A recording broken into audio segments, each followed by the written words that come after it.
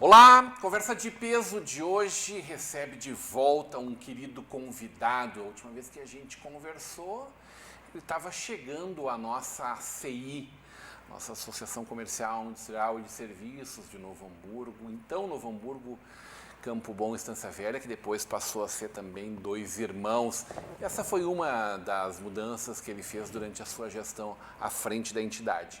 Meu convite é que você busque lá no YouTube o Conversa de Peso 1071, de 29 de setembro de 2021, para conhecer um pouco mais da personalidade, das histórias de Diogo Loic, que hoje vem conversar com a gente. Muito bem-vindo, meu querido, como secretário executivo de Desburocratização e Empreendedorismo do Governo do Estado do Rio Grande do Sul. Muito bem-vindo à nossa Vale TV sempre. Muito obrigado, prazer estar aqui de novo. 2 anos e 2 meses que a gente não conversa aqui nesse programa, 3 né? anos e 2 meses. 3 anos já, 3 olha anos só. e 21. É, 21. Então, que não conversa aqui, porque volta e meia a gente está se encontrando aí, ainda bem, né? Ainda bem, É sempre uma alegria poder te encontrar, porque está sempre up, sempre com muita novidade, sempre trabalhando muito, né, Diogo? Trabalho enobrece o homem. E o que seria da gente se não fosse o trabalho? O trabalho é muito bom produzir, é muito bom entregar. Ontem à noite ainda falei em Dois Irmãos na Câmara de Vereadores, uma homenagem aos bombeiros voluntários. Na verdade, eu gosto de dizer bombeiros comunitários, porque existem alguns sistemas diferentes, né, de bombeiros. Eu que sou bombeiro há mais de 28 anos, né, voluntário.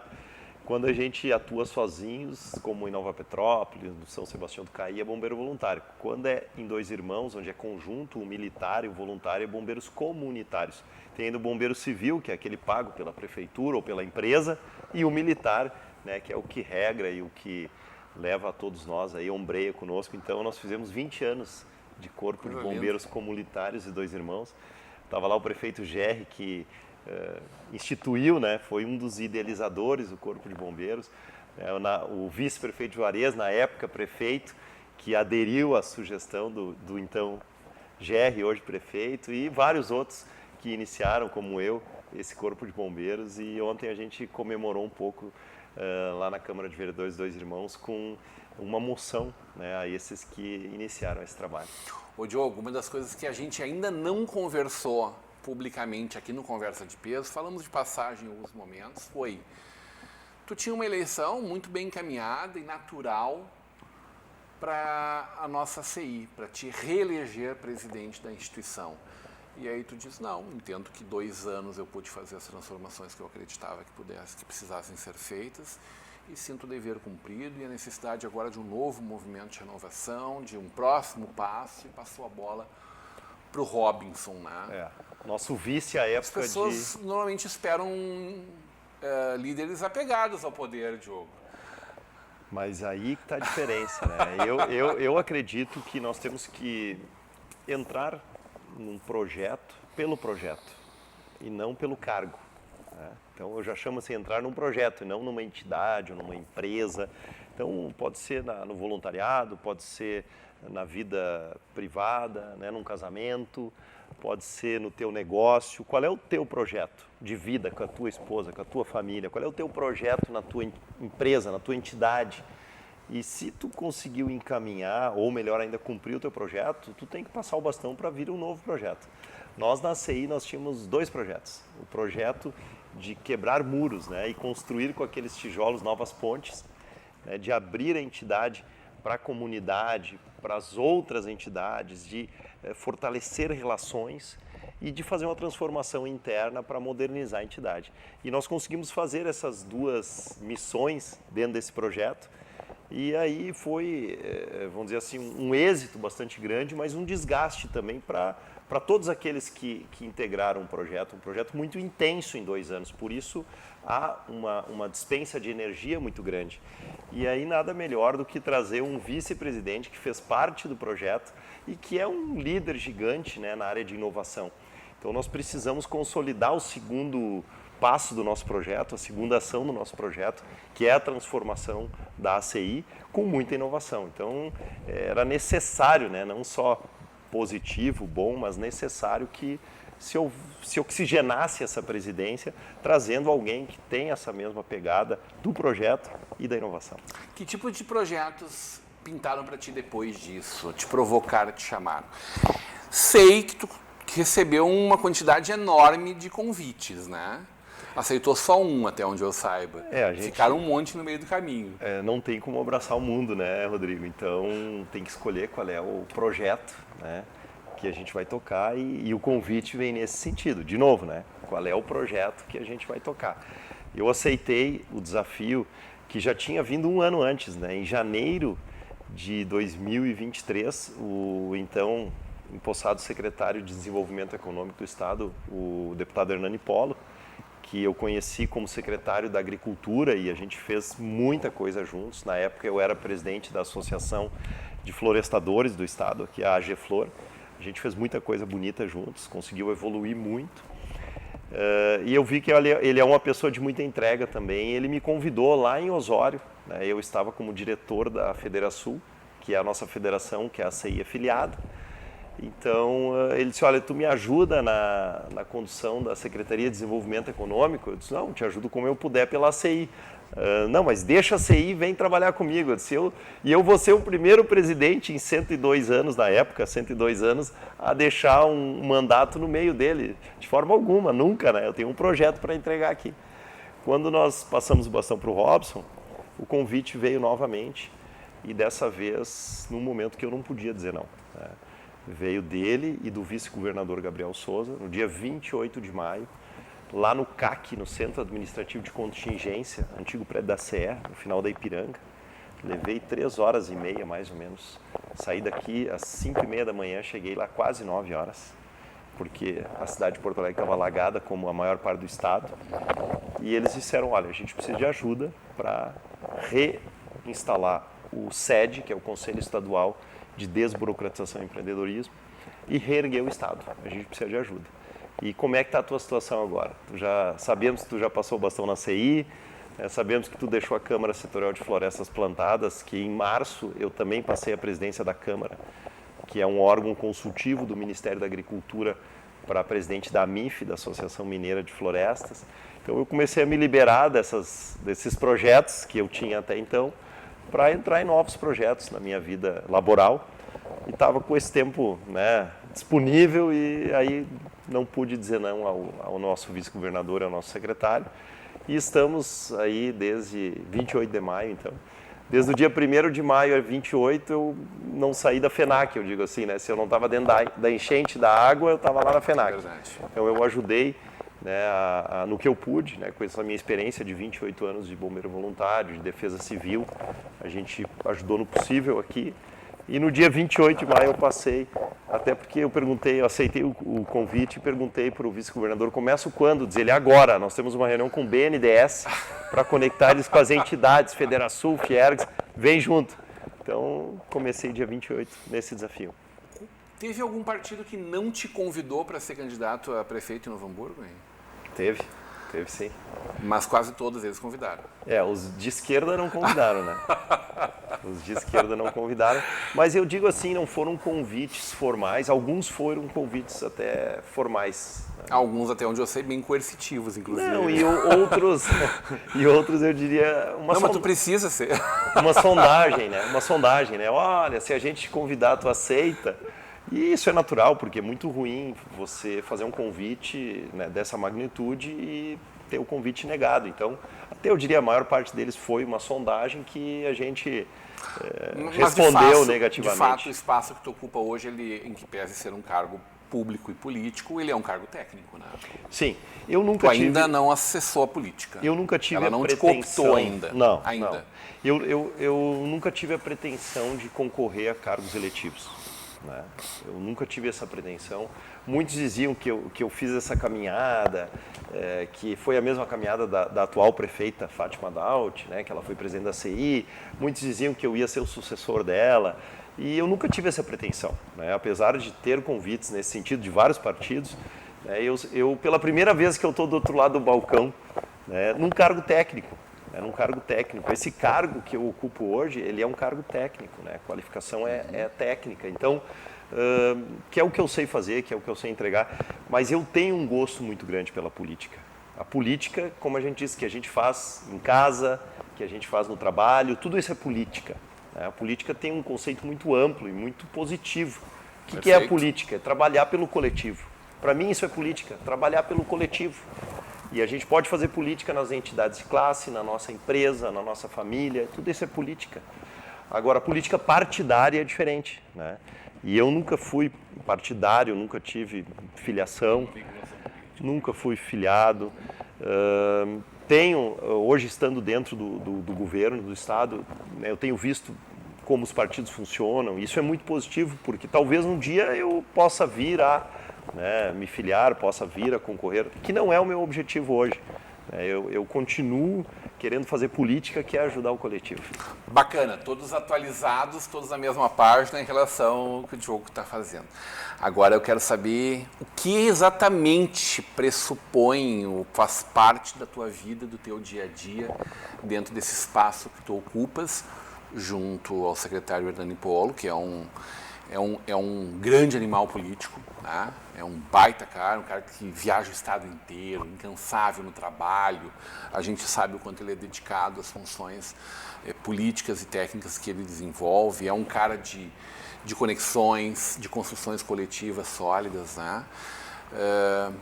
O que tu está fazendo pertinho dele ali? O que tu está conseguindo olhar para o mapa do Rio Grande do Sul dentro da função de apoiar o empreendedorismo, desburocratizar, em que pese a gente ter tido recentemente deste governo do Estado um projeto de desburocratização muito saudável, né? Sim. Houve uma guinada já do Estado do Rio Grande do Sul em relação a como era e hoje como é. Quer dizer, avançamos. Estamos avançando ainda mais? Sim. Até é bom colocar, Rodrigo, o que é o SED, né? Que é o Conselho Estadual de Desburocratização e Empreendedorismo.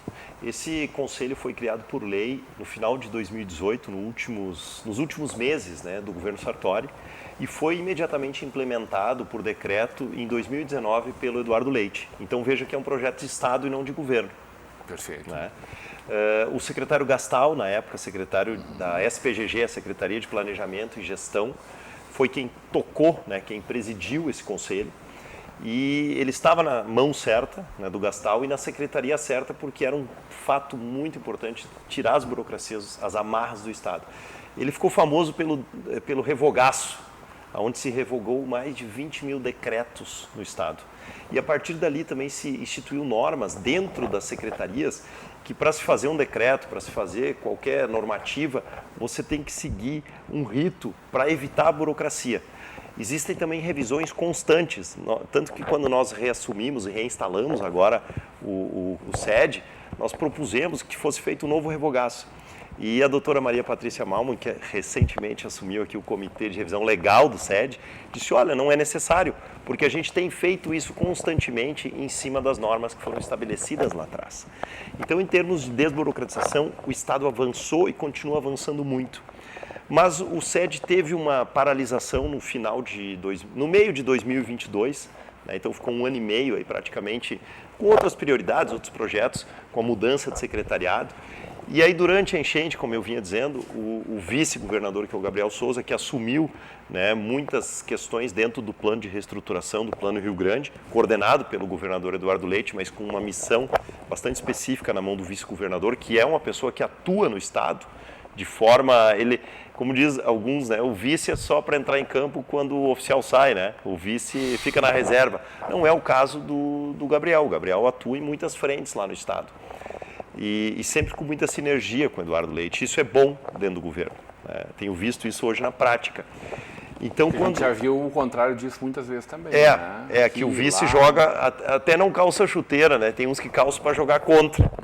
E aí é terrível, né? Aí o ânimo dentro do governo Então funciona muito bem, tem uma sinergia e isso perpassa todas as estruturas do governo. Então nós reinstalamos no dia 8 de agosto o SED, que é um conselho paritário. Tem 7 secretários de Estado e 7 conselheiros, né? 7 secretários de Estado são conselheiros. E mais 7 que são da sociedade civil, que não são representantes oficiais de entidades. Alguns estão na Fiergs, na Farsul, em federações ou associações, mas eles estão lá pelos seus skills, pelas suas habilidades, né, como empresários, como conselheiros, como representantes da sociedade civil. Então são 14 conselheiros, 7 do Estado e 7 da sociedade civil, paritário. E esse conselho recebe, então, as demandas da sociedade e do próprio governo do que é pauta prioritária para o governo. Ele é um conselho consultivo do governador e entrando ali para dentro, existe uma ferramenta que chama Descomplica, que faz com que aquela pauta ande. As pautas têm que ser transversais, elas têm que perpassar várias secretarias, elas têm que ter um impacto grande e elas têm que ter a possibilidade de serem executadas. Então, são 3 situações que a gente avalia para que ela seja apreciada pelo Conselho. E nós recebemos já 5 pautas, que são pautas que precisam, né, e já estão sendo executadas para destravar ainda mais o Estado.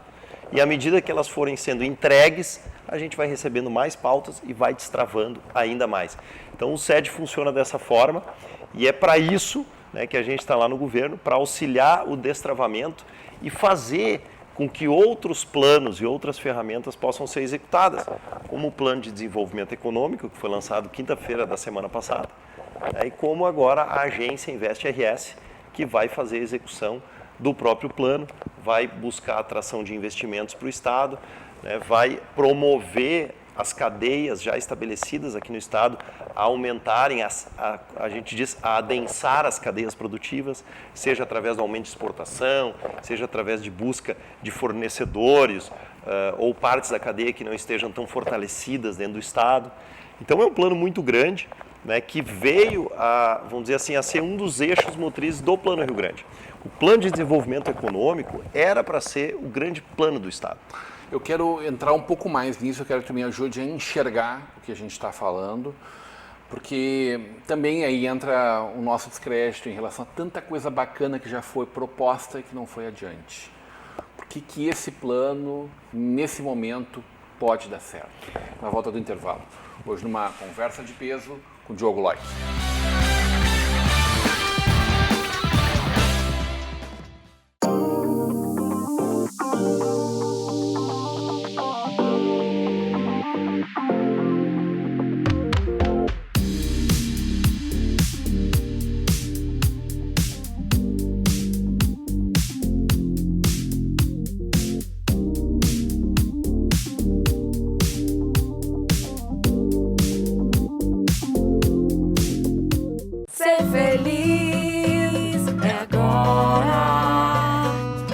Pelo mundo é o que eu mais queria. Na terra, na água, no ar, eu vou de Sesc com meu bem. Fazer check-in na alegria.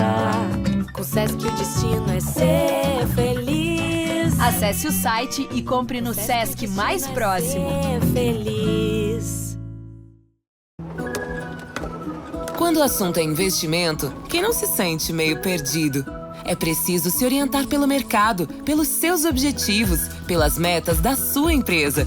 Por isso que é tão bom contar com o Sicredi, para guiar você na direção certa. Temos poupança, fundos de investimento, renda fixa e previdência. Invista com a gente. Sicredi, aqui seu investimento rende mais do que dinheiro.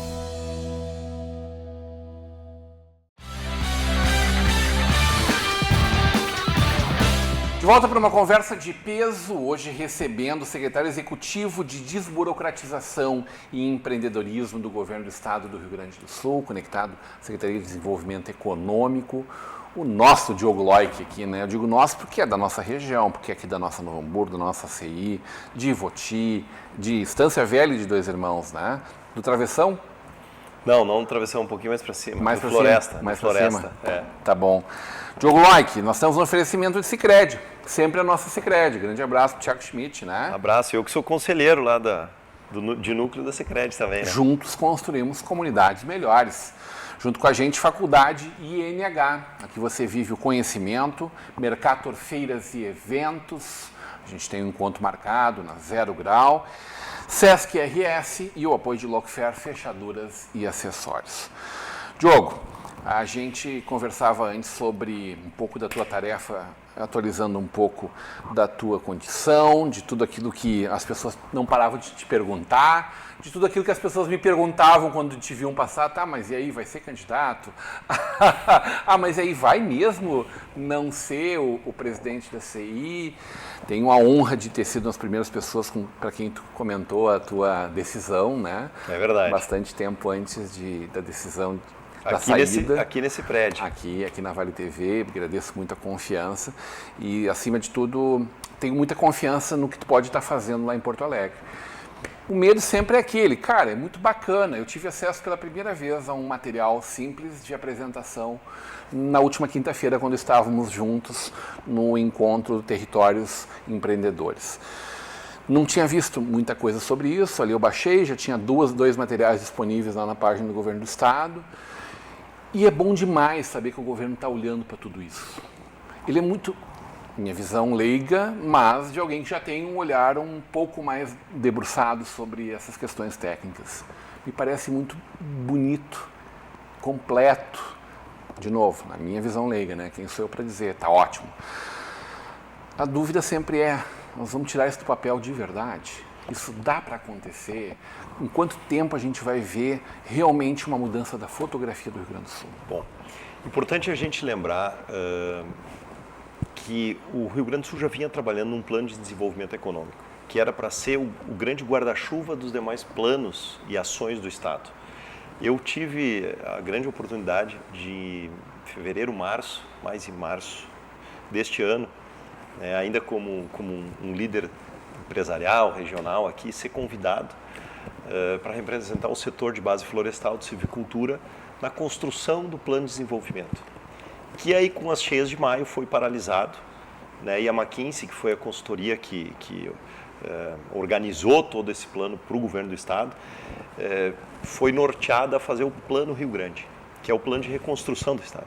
Então não tinha como pegar aquelas bases do plano de desenvolvimento e operacionalizar ele no meio de um estado que foi destruído, né? Foi destruído pós-guerra. Então nós tivemos que fazer, o governo teve que fazer um plano emergencial, que é o Plano Rio Grande, que tem 3 eixos, né, a gente sabe, curto prazo, médio prazo e longo prazo, e dentro desses 3 eixos várias ações estruturantes. E no terceiro eixo, que é o longo prazo, entrou como pilar, como principal alicerce, o plano de desenvolvimento. Ele passou a ser um dos 3 pilares do Plano Rio Grande. Ele já vinha sendo construído pela sociedade civil. A sociedade estava sendo ouvida, né? E o que o plano preconiza para te dizer que ele vai dar certo e está dando certo? Ele nasce de demandas e oportunidades da sociedade civil. Da base, da indústria, do comércio, dos serviços. E a McKinsey conseguiu trazer dali, cooptar, né, dessas lideranças, informações de como acelerar, como catalisar os eixos estratégicos. Então foram elencados 12 eixos estratégicos. Algumas pessoas se confundem nesses eixos estratégicos com setores. Tem setores ali dentro, claro, eu identifico setores ali dentro. Mais do que setores, eu identifico cadeias produtivas ali dentro. Então eu vou dar um exemplo do porquê que dá certo. As pessoas, num primeiro momento, não viram ali o setor calçadista, que é o nosso setor aqui do Vale dos Sinos, né, tão forte, tão histórico aqui, que em Novo Hamburgo mais de 60% dos CNPJs ainda tem alguma relação com o calçado. Não viram e, mas como não está ali o calçado? Só está ali a TI, né, a indústria X, a indústria de dados? Não é verdade. Nós temos ali um eixo estratégico que é o eixo do agro. E o sapato está conectado ao eixo do agro. Assim como o sapato está conectado ao eixo da indústria química, que também está ali dentro. Química.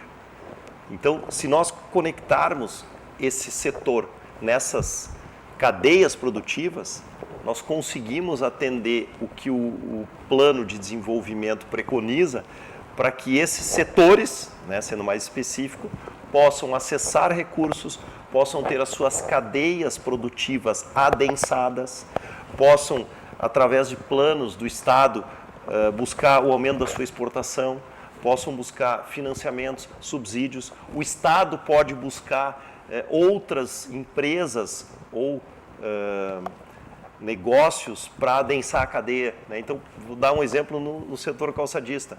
Eu, de repente, estou importando alguma matéria-prima que não tem aqui no estado ainda. E eu estou pagando mais caro por isso. Será que a gente não consegue trazer um investimento de fora para produzir isso aqui? E, além de baixar o custo para essa indústria, para esse setor, trazer mais recursos para o estado? Esse é um dos objetivos. Então, todos os setores, né, podem se enxergar dentro do plano. Aí nós fomos na FEComércio esses dias, a FEComércio, mas não está o comércio lá. Mas o comércio está em tudo. Né? O comércio está em tudo. Se ele não está na comercialização do B2B, que é da indústria para a indústria, ele está no B2C, que é direto para o consumidor final. Então, o comércio está nas cadeias. E ele, com certeza, poderá apresentar projetos e planos para ser fortalecido, seja localmente ou internacionalmente. Como fica dentro do plano setores do desenvolvimento econômico fundamentais para a atração de investidores? Muito especialmente infraestrutura, e a gente sabe o quanto a gente sofreu por o Estado não ter um outro aeroporto do porte do Salgado Filho, por exemplo. A gente tem um aeroporto desse porte a mais de 300 quilômetros daqui, né? Verdadeiramente desse porte é a 550 quilômetros, né? Sim. Florianópolis lá. E energia, que é um dos desafios do futuro. Em que pese já ter sido um desafio maior lá atrás, a gente sabe que energia solar, ondas do mar, energia eólica está posta já como uma verdade em todo o nosso Rio Grande do Sul. Somos geradores em massa de energia. Nos 4 cantos do Rio Grande do Sul tem bastante vento, né? Como fica esses dois tendo necessidade de investimentos? Sempre são investimentos grandes, altos valores para isso, para que realmente a gente seja estratégico para uma empresa que queira se desenvolver aqui. Bom, esses dois eixos, né, que são mais do que cadeias produtivas, são eixos de desenvolvimento, infraestrutura e energia, eles estão no Plano Rio Grande e no Plano de Desenvolvimento. Então, eles estão... Tem iniciativas desde o curto prazo, então. Exatamente. Eles estão no Plano Rio Grande para reconstrução e no Plano de Desenvolvimento. Então, eles são e serão preconizados, né, como um dos 12 eixos para o desenvolvimento. Como que a gente vai conseguir transformar esse planejamento, esse plano em realidade? É mostrando para os investidores, né, que o Estado precisa disso, que isso é uma oportunidade para o investidor, né? Isso vai trazer o desenvolvimento de todas as demais cadeias dentro do Estado. Dentro dos exemplos que tu trouxeste, aeroporto, né? O governo já lá no Plano Rio Grande, o governo do Estado já disse, nós precisamos de backups. Então, o aeroporto de Caxias, por exemplo, né, ali do Vale das Olivas, ele vai ser executado. Agora, se ele estava andando em marcha lenta, agora ele vai ser acelerado. Nós teremos backups. A proteção do aeroporto Salgado Filho vai ser reforçada, para que se houver uma cheia tão grande, a casa de bomba, o DIC funcione melhor. Mas não é só proteger esse, é fazer backup. Na parte de energia, a gente está com um estado fantástico para a geração de energia. E energia renovável, energia limpa. O que hoje a grande indústria do futuro, que é a indústria X, que é a indústria, né, de dados, ela o que mais consome é energia. É uma das indústrias que mais consome energia e o que ela mais consome é energia. E ela quer energia limpa, porque ela é a indústria do futuro. Essa geração do futuro que é a energia limpa. O Estado hoje, ele tem área, ele tem condição geoclimática, seja vento, seja sol, seja onda, tem toda a condição, né, de produzir muita energia limpa. Então, isso é um grande atrativo para o investimento dessa indústria. Então, são só exemplos do que tu trouxeste. Dá para ser otimista, então, de mesmo. como o plano vai trazer. E dentro do Estado, dentro do governo, né, não do Estado, do governo, desse governo, a gente nunca teve num momento tão bom para o desenvolvimento sustentável. Tanto que a SEMA, a Secretaria de Meio Ambiente, chama Secretaria de Meio Ambiente e Infraestrutura. Ô Diogo, tu que está bem lá no meio, enfranhado no meio do negócio todo, dá para a gente acreditar no Porto de Arroio do Sal na sequência? Com certeza. A gente ouve falar muita coisa boa, o Sur estava numa animação, o senador Heinz recentemente, também tive a oportunidade de acompanhar ele pela Patrícia Beck e tal. Com certeza, eu acho que agora... Uma visão de médio prazo? Médio prazo, porque os investidores estão aptos a aportar um recurso. Eles estiveram agora, dias atrás, com o governador, eu tive o prazer de acompanhar essa audiência, e agora acho que todos estão na mesma página. o governo do estado entendeu, os secretários, o governador, de que esse porto ele só traz vantagens para o estado. Ele não concorre com o Rio Grande, ele concorre com os portos de Santa Catarina, né? Claro, talvez alguma carga que hoje está no meio do caminho, que vai para Rio Grande, principalmente container, né? Talvez ela vá para o porto meridional, o porto de Arroio do Sal.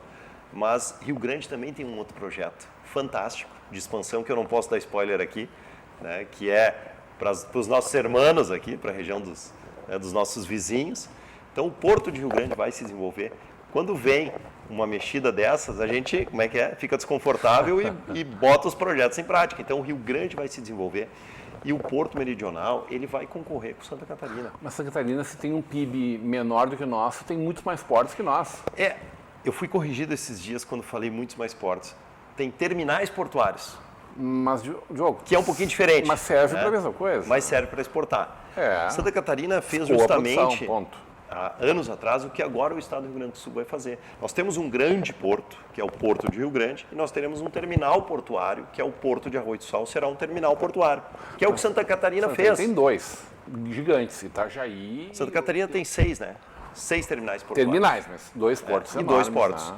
Então nós teremos agora, quem tem um vai ter 2. Pô, já é um grande passo. Claro que nós poderíamos ter mais no futuro, olha, o futuro dirá. Depende da demanda de exportação e importação que tem no estado.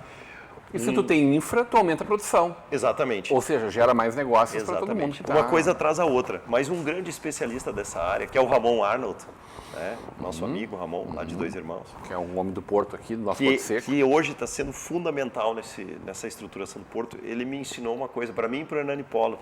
Antes de eu entrar na secretaria, nós fomos lá para ver essa questão. Ele disse, o porto, para ter sustentabilidade, ele tem que exportar e importar. Porque, principalmente quando é container, né? A gente fala de terminal de containers. Porque senão eu tenho container sobrando num lugar e faltando no outro. Isso não pode acontecer. Então, esse equilíbrio ele é fundamental para um porto, né? E nós acreditamos que o porto de Arroio do Sal, o Porto Meridional, terá esse equilíbrio. Além de outras questões que ele vai trazer não só para a região do litoral, mas para a região da Serra principalmente, que é o turismo, né? Nós poderemos ter aí uma conexão turística, já tem operadoras dizendo que colocarão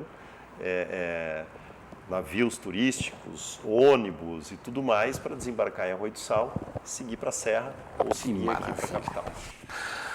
Adorei conversar contigo. Sempre bom te ter com a gente, com a nossa Vale TV, de peito aberto, sempre conversando sobre tudo e, sobretudo, com essas boas notícias que tu traz de Porto Alegre para nós, comentando um pouquinho do que está vindo por aí. Sou um otimista inveterado, então eu quero muito acreditar em tudo que está sendo falado. Tudo que eu vi eu achei lindo, estou louco para ver acontecer. Então, que bom a gente consiga que isso aconteça com a velocidade da nossa ansiedade, né, Diogo? E eu quero dar um recado aqui em 1 minuto, se tu me permite. Por favor. Falamos muito do estado e falamos pouco da nossa região, da nossa Novo Hamburgo, Estância Velha, Campo Bom, São Leopoldo agora também, né, que tinha um afastamento até pela ANVAG, não estava junto na ANVAG, agora com certeza estará. A gente tem um potencial muito grande aqui na região também. A gente está participando de um trabalho do SEBRAE, né, como foi feito o líder do Pacto Calçadista, né, para ressignificação aqui da nossa região, e podem acreditar, os prefeitos eleitos e reeleitos aí vão ter excelentes notícias e vão estar juntos em projetos de ressignificação da nossa região. Eu nem perguntei para o Joe quem é que está tentando comprar o passe dele aí, os prefeitos eleitos aí, mas tenho certeza que algum deles está tentando, se não alguns deles estão tentando. O problema é que o cara está lá numa outra esfera, né, de trabalho. Quem sabe a gente não tem ele mais pertinho Mas de eu nós digo aqui, assim, né? eu sempre cobro, e não pode cortar a imagem antes, hein, editor? Eu sempre cobro propina lá no governo do estado, viu? A propina, eu digo assim, tem que ajudar o Vale dos Sinos, Muito bom. Hoje no Conversa de Peso, com o nosso secretário executivo de Desburocratização e Empreendedorismo do Governo do Estado do Rio Grande do Sul, Diogo Loic. Continue com a programação da nossa Vale TV, da nossa rede de comunidade de televisão.